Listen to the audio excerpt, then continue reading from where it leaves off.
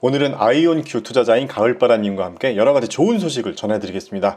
영상 끝까지 시청해주세요.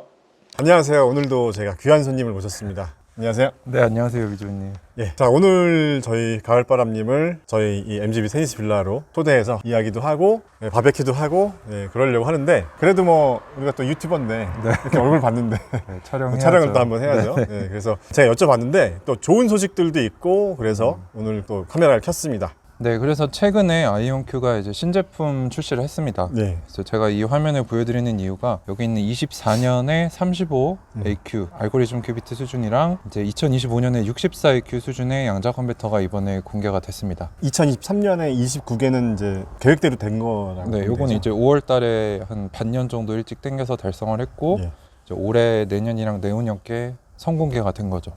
그래서 여기 빨간색 네모를 보시면 페이스 2라고 돼 있어요. 이게 이제 2단계다라는 뜻인데, 이 단계를 설명드리기 위해서 잠깐 보시면 아이온큐는 양자 컴퓨팅 시대를 3개의 단계로 나누고 있습니다. 첫 번째는 이제 Proof of Concept이라고 해가지고 개념을 시연하는 연구실 단계, 그리고 2단계가 Enterprise Grade Era라고 해가지고 기업들이 쓰는 수준이다. 그리고 3단계가 Broad Adoption이라고 해서 폭넓게 이제 양산이 되는 시대를 얘기를 하는데, 표를 보시면 아이온큐만 지금 2단계로 넘어가고 있고, 그 외에 뭐 빅테크들이나 다른 소형 양자주들은 아직 1단계에 머물러 있다라고 주장을 하고 있는데, 이건 이제 뒤에서 좀 더 설명을 드리도록 하겠습니다. 네, 그래서 9월 27일에 퀀텀 월드 컨그레스라는 이제 양자 어떤 그런 세계적인 학회에서 아이온큐 CEO와 CTO 두 분이서 중대한 발표를 하셨어요. 그래서 첫 번째로는 원래 내년 목표였던 35AQ 수준의 양자 컴퓨터가 공개가 됐습니다. 그래서 이름이 아이온큐 포르테 엔터프라이즈라고 해가지고 렉마운트 형태입니다. 이제 렉마운트 형태는 IT 서버실 가보시면 이 철제창 위에 서버들이 놓여 있는 걸 많이 보실 거예요. 그래서 그 형태로 딱 맞추게 나와서 이제 기존의 데이터 센터 양자 컴퓨터를 그냥 갖다 붙이면 쓸 수 있게, 기업들이 쉽게 사갈 수 있게 디자인을 했고, 기존 양자 컴퓨터 이 전 세대보다 40% 소형화에 성공을 했고요. 내년에 배치될 예정이고, 현재 시애틀 제조 공장이 완공을 앞두고 있는데 거기서 제조할 예정이다라고 얘기를 하고 있습니다. 그 이 소형화가 가능한 게 그 이온 트랩 방식이어서 그렇다고 볼 수 있는 게 가장 큰 이유 중에 하나일까요? 그렇죠. 이제 구글이나 IBM이 쓰는 초전도체 방식은 거대한 냉동고가 필요한데 그건 아직 소형화할 수 있는 길이 없습니다. 그러면 사실 이게 초전도체 방식으로 계속 한다면 네. 소형화가 거의 불가능한 거 아니에요? 지금 현재 우리가 그냥 상식적으로 알고 있는 기술은. 그렇죠. 이제 아마 사이즈가 거의 슈퍼컴퓨터 정도 네. 사이즈로 나오게 될 거다라고 보고 있습니다. 네.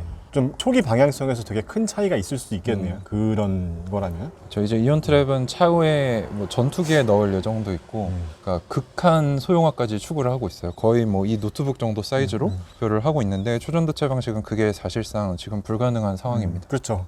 기본적으로 이제 냉각을 한 거의 영하 거의 한 200도 가까이 하는 네, 초전도체 방식. 270도, 290도 그렇습니다. 네. 그러니까 처음에 사실 일론 머스크가 자율주행 개발할 때 그 라이다 진영과 사실 완전 다른 방향이었잖아요. 네네. 네, 라이다 진영은 일단 고해상도 맵이 있어야 되고 라이다가 필수로 있어야 돼서 네네. 네트워킹 계속 돼야 되고, 사실 이제 일론 머스크는 카메라로 사람이 보는 것처럼 해서 이제 사실 네트워킹이 안 돼도 이 카메라의 판단만으로, 그러니까 신경망 학습을 통해서 구현하겠다, 사실 굉장히 큰 방향성이 달랐다고 저는 생각했었는데, 네네. 이것도 약간 비슷한 느낌인 것 같기도 하네요. 네, 비슷한 초기 궤도입니다. 방향성이 좀 완전 딱 다른 길로 가는. 네네. 그래서 지금 그 제조 공장에서 그냥 한 대씩 만드는 게 아니고, CEO가 뭐라고 했냐면 정확히는 포드가 했던 스타일러 컨베이어 벨트 스타일로 만들어서 동시에 여러 양자 컴퓨터를 제작하겠다라고 얘기를 하고 있습니다. 본격적으로 상용화를 앞두고 있다고 봐도 되겠네요, 그죠? 네, 맞습니다. 그래서 이렇게 생겼고요.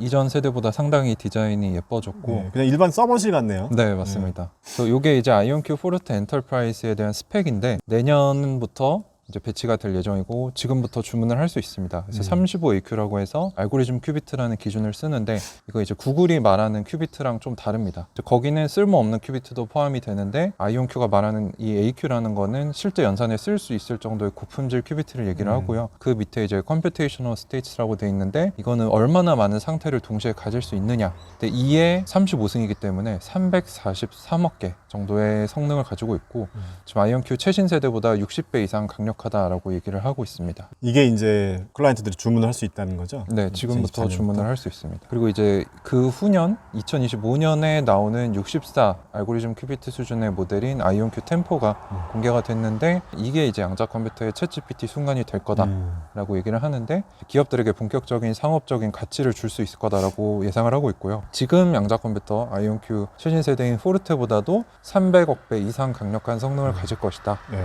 그리고 방금 보신 포르테 엔터프라이즈보다도 훨씬 작습니다. 한 70% 정도 소형화가 될 거고 여러 대를 제조할 것이다 라고 얘기를 했습니다. 2025년에 출시될 거다? 네. 그러면은 조금 아이온큐가 좀 마케팅을 잘못하는 게 아닌가 싶은데 네네. 이렇게 좋은 게 포르테보다도 340억 배 빠른 성능이 나오는데 2025년이면 저 같으면 2025년까지 기다릴 것 같은데. 아, 그러니까 아이온큐가 네. 지속적으로 얘기하는 게 네. 지금 여러분들이 시작해야 네. 이 장치가 나왔을 때 어느 정도 효과를 볼 수 있지 않겠냐. 뭐 어플 같은 것도 나오기 훨씬 전부터 서비스를 준비하잖아요. 그래서 시험 단계로 이 전 세대 사보고 나중에 좋은 거 나오면 그때부터 본격적으로 써봐라. 근데 또 사실 이제 2025년에 나온다는 보장은 확실하게 없으니까 네네. 일을 하다 보면 또 뭐 그쵸, 좀 그쵸. 딜레이 될 수도 있을 거고. 네. 아무튼 확실한 거는 지금 이제 이 버전이 나왔다는 거잖아요. 포르테 엔터프라이즈. 포르테 엔터프라이즈가 나왔다. 네네. 2024년부터 이제 실제로 가치가- 이제 출고가 된다 이렇게 보면 되겠네요. 네네. 네. 아이온큐 템포는 그래서 보시면 한 가정용 냉장고 한 1.5배 정도 사이즈로 굉장히 많이 작아진 거거든요. 네, 점점 작아지네요. 네, 지금 제가 최신 포르테 모델을 보고 왔는데 엄청 커요. 이게 거의 냉장고 3, 4개 정도 사이즈인데 이 정도면 이제 소형화가 많이 이루어지는 거고 아이온큐가 지속적으로 소형화를 강조를 하는데 이제 줄여서 가격도 낮추겠다거든요. 그래서 기업들이 이제 너무 부담되지 않는 선에서 판매할 수 있도록 하기 위해서 그걸 작업을 하고 있고 지금 아까 성능도 보시면 이게 1800경계 정도거든요. 네. 이 정도면 이제 슈퍼컴퓨터를 뛰어넘는 세대가 온다는 거죠. 그래서 진짜 한 지금 5년 내로 정말 크게 뭔가 바뀔 것 같네요. 네네 뭐 짧으면 2년 네. 길면 한 2030년 새에 많은 게 바뀔 것 같습니다. 그리고 요거는 이제 아이온큐 템포에 대한 간단한 설명인데 알고리즘 큐비트 64개고 이전 세대보다 그 포르테 엔터프라이즈보다 70% 작아졌고 뭐 게이트 스피드가 이 정도 빠르다. 그리고 실행을 해놓으면은 95% 시간 동안은 양자 연산을 할 수 있다라고 하는데 이게 사실 컴퓨터를 켜놓는다고 양자 컴퓨터가 항상 양자 연산을 할 수 있는 건 아니거든요. 그래서 다른 경쟁사들보다 훨씬 더 많은 업타임, 그 양자 연산을 할 수 있는 시간을 가지고 있습니다. 그리고 이제 이게 제일 화두가 되는 소식이었는데 아이온큐가 양자 컴퓨터를 또 판매를 했어요. 네. 그래서 미 공군 연구소에 한 25밀리언 달러면 350억 원 정도 되는데 그 양자 컴퓨터 판매하는 계약이 발표가 됐습니다. 네. 저는 사실 아까도 이제 촬영 전에 말씀드렸지만 네. 너무 싸게 판 거 아닌가. 네, 2대.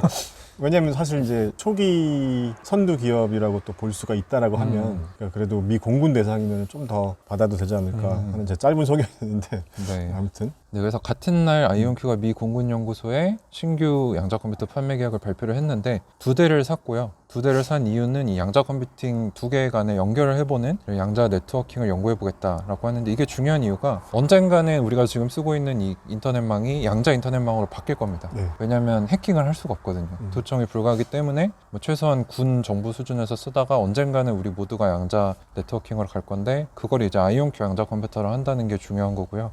또 이게 시사하는 바가 아이온큐의 매출이 빠르게 늘고 있습니다. 그래서 바륨 기반 양자 컴퓨터 2대를 구입했다고 하는데 아까 말씀드린 2025년에 나올 양자 컴퓨터 2대를 구입한 것으로 예상이 되고요. 또 아이온큐만이 연구에서 비즈니스로 넘어가고 있거든요. 여기 밑에 보시면 IBM은 2025년에 첫 양자 컴퓨터를 판매하겠다라고 했는데 이게 뭐 사실 2022년에 나왔으니까 3년 뒤면은 알 수 없다는 얘기라고 네. 저는 받아들이거든요. 네. 근데 아이온큐는 이미 여기 보시다시피 22년 말에도 한 대 팔았고 올해 6월에 2대 팔았고 또 9월에 2대를 판매하면서 총 5대를 판매하면서 다른 뭐 경쟁사들 IBM이나 리게티보다도 훨씬 앞서가는 모습을 이제 증명을 하고 있습니다. 그리고 제가 아이온큐 투자하는 가장 큰 이유 중에 하나가 이제 회사가 빠르게 성장하고 있고 들어오는 직원들의 이제 퀄리티가 굉장히 높다는 면에서 투자를 하고 있는데 제가 매월 링크드인 아시죠? 네. 거기에서 이제 유료 서비스로 총 몇 명이 들어왔고 몇 명이 근무하고 있는가를 동향을 살피거든요. 근데 꾸준히 뭐 한 달에 10명에서 많게는 20명씩 늘어나고 있는데 들어오는 분들이 그냥 뭐 대학교 출신들을 뽑는 게 아니고